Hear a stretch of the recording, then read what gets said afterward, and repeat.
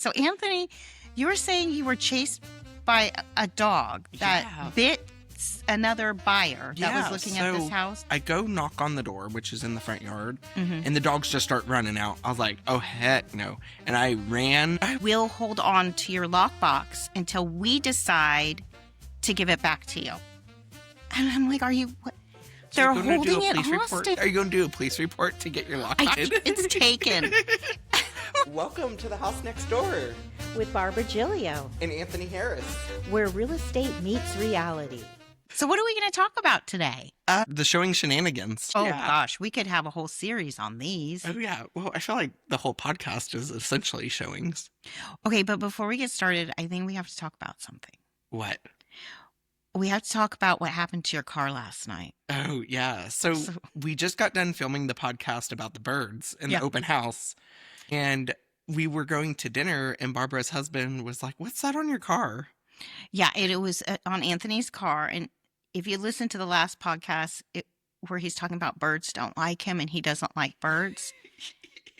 So Anthony's car had this big black tar mark just going on the from side of the hood all the way down the wheel. From the hood to the wheel well. And Anthony's like, oh, I don't know what that is. So we went and got some dinner, came back.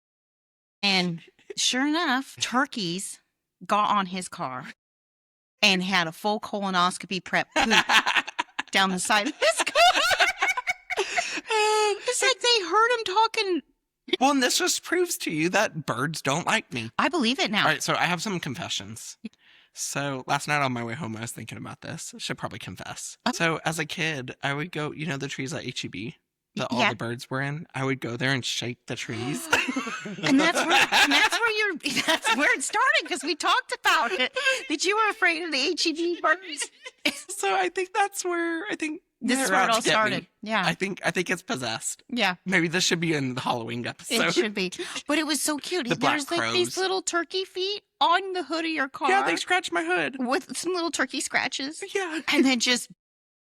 And so now we don't want to eat turkey for Thanksgiving. No, not after I saw what came out of Unless the turkey. I shoot one of those outside. I don't want to eat. You can't. I'm in a sanctuary. But yeah, we had to spray real hard to get that off. Yeah, probably 15 minutes of scrubbing. And I never even checked to see if that oil's still there. And there was this residual oil. Oh, okay. Enough of the turkey poop, but I felt like we had to address I think we lost all of our listeners. The two that we had, I think they just... Sorry about they just logged off. Back to showing shenanigans.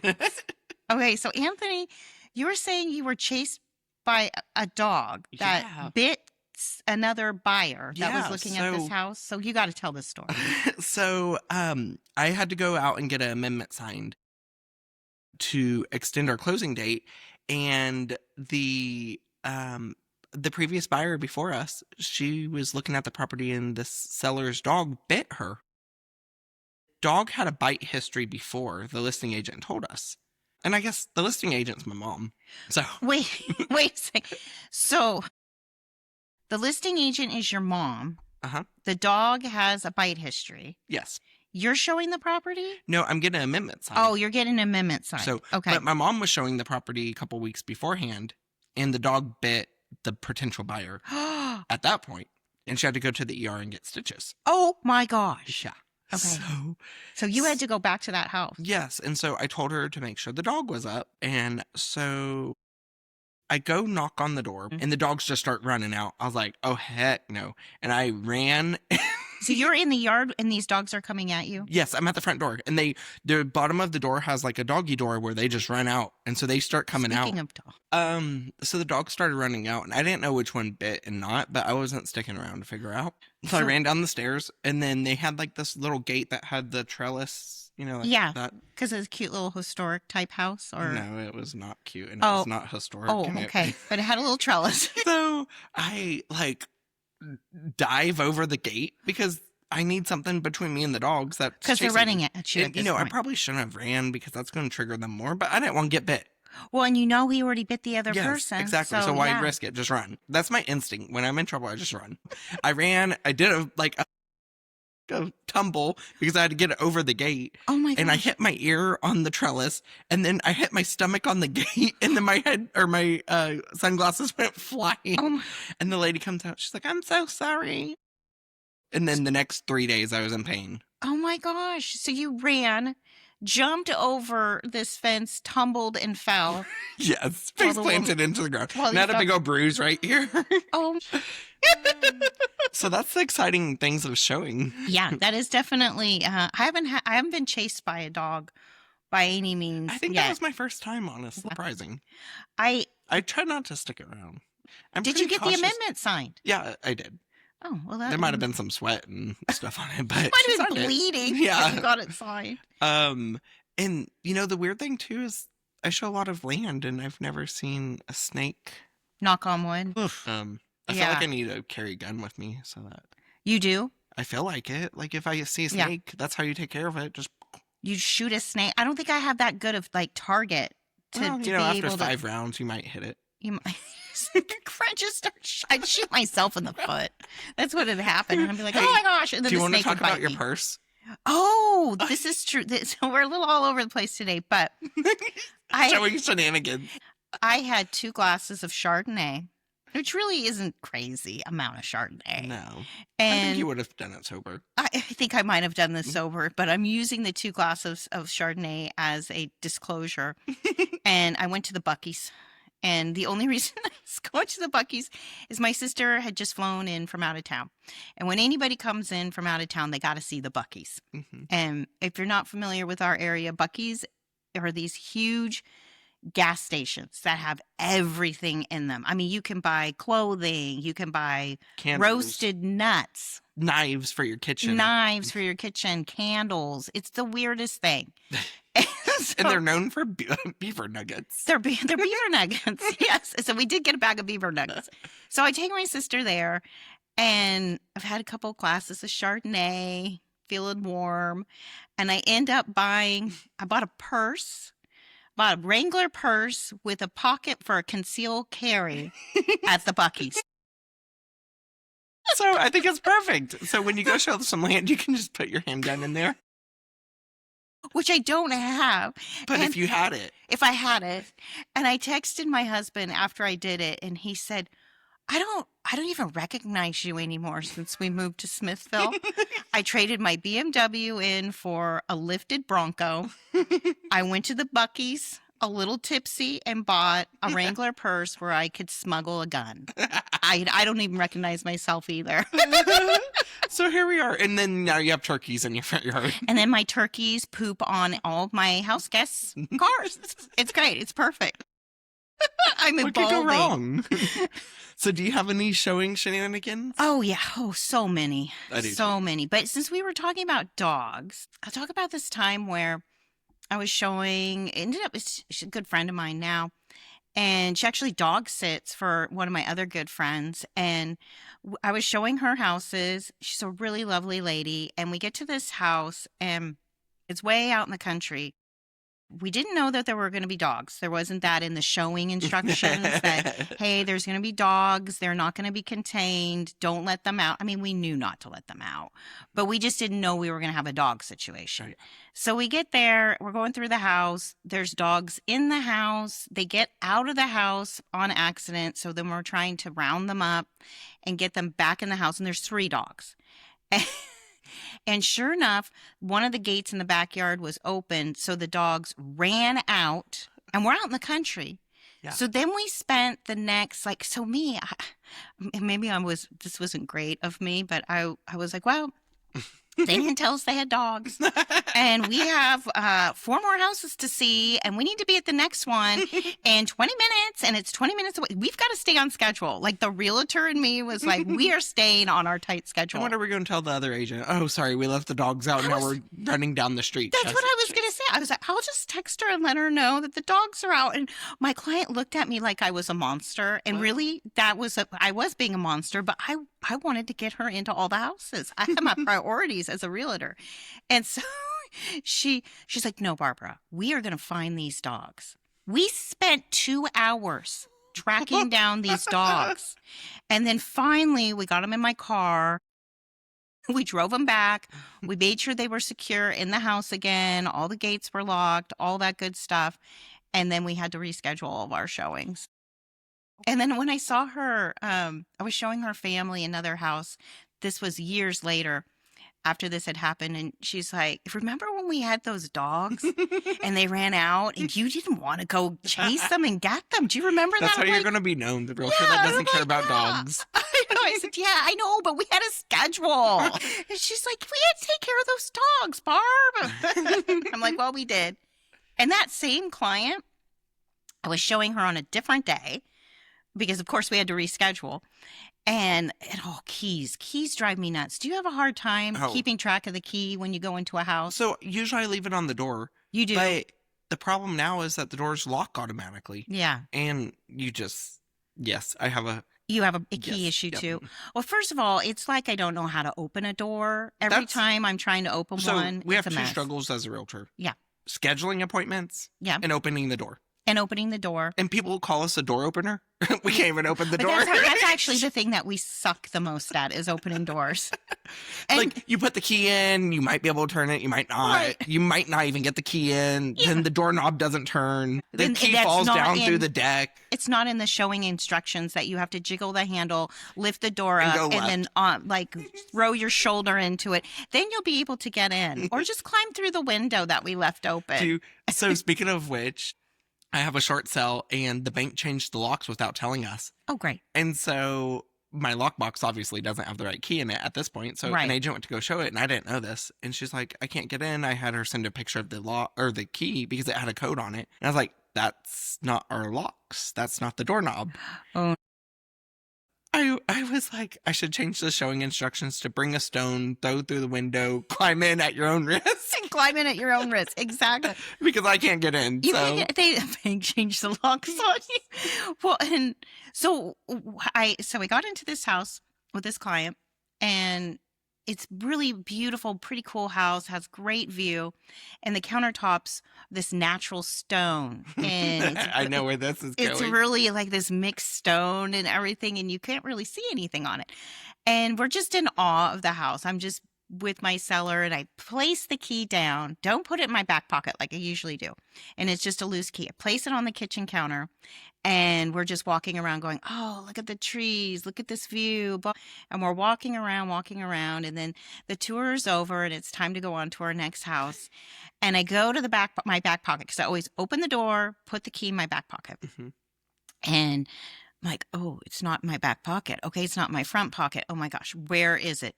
And so I start, just doing small talk, looking around until she realizes, Barb, what's going on here? And I'm like, I can't find the key. And this is the same one that you let the dog. Yes. Okay. The fact that she continued to work with me. We spent another 2 hours. No, this time it was 35 minutes looking for that key. And we were looking high, we were looking all over the place. And then finally, I just ran my hand across the counter, just walking and ran my hand across the counter. And I felt the key. And I was like, oh my goodness, here's the key. And after that, now I am so paranoid with keys. Every time I get it, I'm like, I'm putting the key in my back pocket. I don't even care if people think I'm nuts. So I just say it. You know what I also do is I take the Supra, the black box that comes out of the lockbox, and I put the key in there and then leave it in the front. Yeah, or you can put it on the counter or whatever. On the counter. Yeah. That's a good idea too. I don't leave it in the door. I know a lot of agents do that. But for safety. For safety purposes. Yeah. And then back when everybody was in lines to come into the homes, people would just barge in on you. Yeah. And so you had to have that privacy. So every time I go into a house, I lock the door because you just never know who's going to walk in or another showing. That's a good little tip. Yeah. I don't lock it. But yeah, I can't have that. Speaking of lock boxes, should we talk about my lockbox that's in hostage? Yeah. It's still there. He wouldn't think that there was any kind of shenanigans or drama with a lockbox, but there is. Right. And just for the viewers, yeah, lockboxes, they're not cheap. They're not expensive, but they're $200 or so, right? Yeah, they're somewhere like $150, $200, something like that. So, it's not expensive, but it's substantial enough. But it's something, and it's your property. It's your property, and it's just one of the many things you have to manage. Yeah. I had a client that I have since fired. It doesn't happen. She didn't accept that I fired her, and she wouldn't allow me to fire hers. So I tried. I attempted. They did not ever accept it. So we just had to let the listing agreement expire. So my lockbox. I had my lockbox. When we're getting ready to list the home, I always drop off the lockbox before the sign comes, all that good stuff. On this particular house, we weren't going to have a sign because just privacy reasons and the reasons for their selling. It just had to be all very low key. And so the lockbox was also going to be kept inside the house and only brought out when there was a potential showing and then brought back in the house for safety reasons.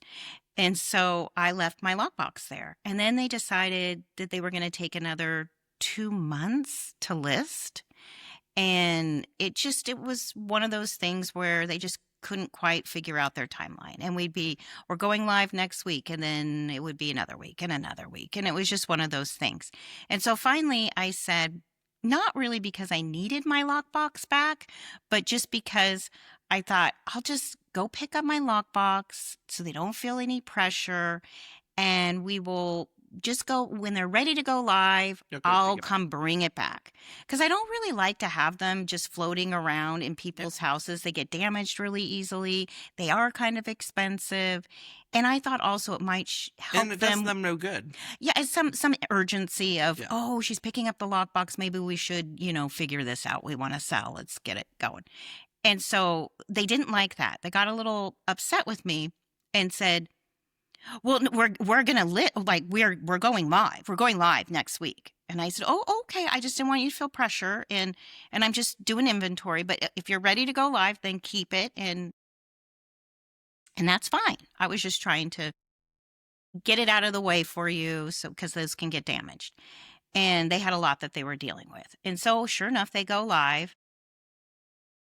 And it's probably one of the worst situations I've ever had with a client. That could be considered a nightmare client. And we're going to have an episode about that. Yeah, this could be its own episode. And not to get into the details of it, but it was a pretty toxic situation with these particular it was heated people on both parties. Yeah, and they ended up getting very litigious, and come to find out that these were very litigious people in general, and something that they did. And so it became very obvious that I was not the right realtor for them, and this was not a good or safe client for me to have.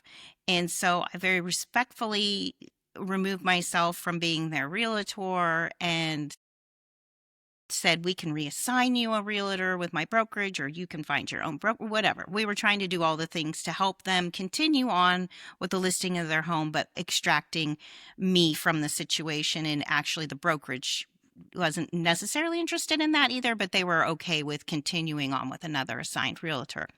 And I wanted my lockbox back.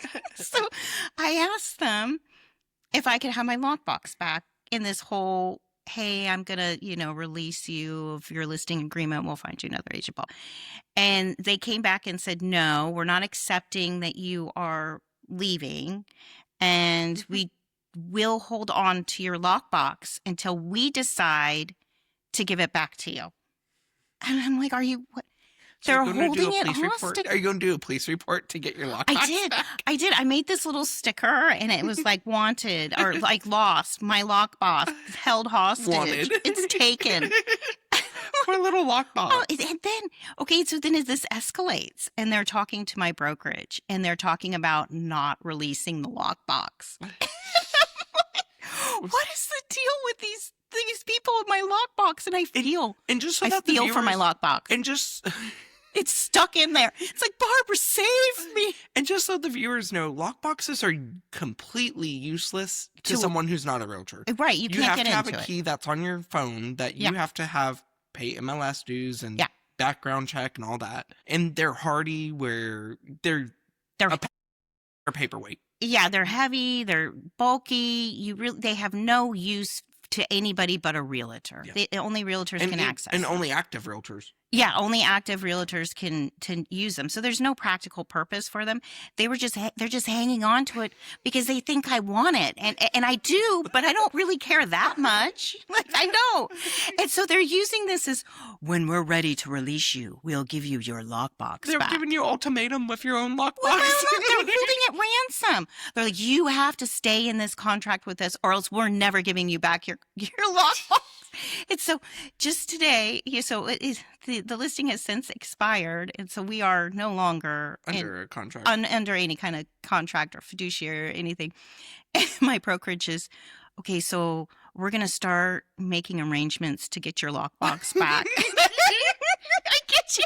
And this is why we love our brokerage, because they're looking out for us. Yeah, we're gonna start the steps to get your lockbox back. I'm like, well, thank goodness. He's gonna need sage. He's gonna Therapy. need some counseling when he gets back. I'm gonna promise to never use him. I'm just gonna let him live in my office so he doesn't have to be kidnapped. You know what's going to again. happen? Then Bevo's going to take him. My dog Bevo will chew on him. but who would have thought that this whole thing could happen on a lockbox where you have, I don't know, it's just crazy that these people are holding onto this lockbox and they think it's important, and now there's this process in place to try to get it back to me. Right? It's just nuts. I have a story about a lockbox too. Yeah. I was showing a brand new home, and it wasn't in a neighborhood. It was a small builder.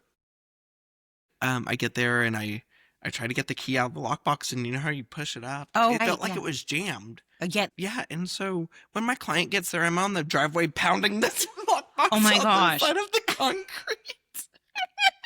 And at that point, I already called the agent. They didn't answer, and I'm like, how? Like I have tried, and sometimes it works. Yeah, if you it hit didn't. it hard enough, I'm just being a fool. it'll unlock. Figured out something the other day, and this was like a year ago when I was showing that house. But the other day, I found out there's a black tab on the bottom of the lockbox that's Oh. rubber. I think it's so that you can pull it. Oh, well, I've just been a realtor since 2014, and know. I'm learning this. That's all I think it's there for, is to Okay. pull to get it unjammed. Unjammed. Well, I had one that got real jammed bad on one of my listings. The inspector did it. He just, I don't know. He put it in back. I don't know what he did. Put chewing gum up there, maybe a pack of cigarettes. I don't know. It was just so jammed. And I could not get that thing unjammed. So, of course, it just sat there for 2 years until I decided to finally take it to ABOR to see if they could help me. And they're like, oh, yeah. And they're like, so they just replaced it, but they couldn't even get it open. Well, she didn't do that in front of me. She's like, oh, yeah, this one's jammed. And she just put it away. She didn't even. I feel like there's a huge markup on those. Well, yeah, Because they obviously. just replace them, no problem. And Yeah. they're- Yeah. And then I didn't have to pay the full price because they were changing it out instead of getting a brand new one. But, it's such a small thing to complain about. But we have a whole episode about but lockboxes. it is something, it is something. So. And then what other showing shenanigans? So another one I had that was interesting is this house. It's in Georgetown, and it's an older house. It's a historic home. Believe it was built in the early 1900s. Gorgeous home. And when I first got my license, one of my things that I was doing was going to vacant homes that I liked, like historic homes and all that stuff, and just getting comfortable opening doors, turning on lights, using lock boxes, so I didn't feel like I was fumbling in front of clients, even though I've I had my still do. license- I was going to say, I've had my license 10 years, and it's still... I still do. But for whatever reason, I felt like, well, this is a good thing for me to do because I wasn't busy, and I was like, this will be a good... Get to see the product. Yeah, and I can familiarize myself with these vacant homes. I wasn't doing it in homes where, you had to make an appointment. It was just the go show vacants. Yeah. And I loved this house. I wanted this house for Craig and I. And I walked through this house, and Craig was with me because he was just kind of tagging along. And I took a picture by the mantle, and then we went out to dinner afterwards. And that house came back on the market since then a few times, but then it came back on the market and had a buyer for it. And this is so many years later. So that was 2014 when I first took that picture in the house. And then I think it was 2023 when I showed it again. Wow. So it was a long time ago. And I showed it to one of my favorite clients. And so her whole family came. And I was so excited because I felt like it was full circle to come show this home. Uh-huh. But the pictures on the MLS were not really showing how the house looks, like really looked. And I was telling the agent, I'm like, oh, I'm so excited because this is my favorite house that I always wanted to show. And when I first got my license, I did the whole thing. Fangirling And she's like, oh, this is great, full circle, bring me an offer. And so I opened the door and it's I mean, I can't even tell you how packed it is. It's packed with these like statues and antiques and gargoyles and glass balls, and you can barely walk through it. And it's like a Zillow Gone Bad showing, it's one of those. And there's stuffed dolls like with china faces, it was terrifying. And so here my client comes, she's got and your all her client kids. is very... Yeah, she's got taste. I mean, she is a very. Can she see past that stuff? Probably not. I don't think anyone could. And then she has her kids with her too, and her parents. And I'm like, oh my gosh, this is going to be horrible. And for you got this house. I was so excited to show them this house, and they went through this house, and everybody was horrified. And the kids were like, don't touch anything. Then we go upstairs. I'm up there with the daughter and her husband. There's dolls all on the bed. So you have all this antique furniture and these porcelain dolls. Then all of a sudden we just hear weird music box. Like, can we use that for our intro? We all look at each other. They're like, nope, this is not the house. But before we leave, can you guys take a picture of me by the mantle? Because I have to go back full circle with it. And then on my social media, I posted a picture of me when I first got my license. And then that day, same pose. And it was crazy to see the difference in my face. Okay. Like I was... The gray hair. Well, there's that in the Botox. But just like I was so tentative and scared, and I could see the insecurity of a new agent.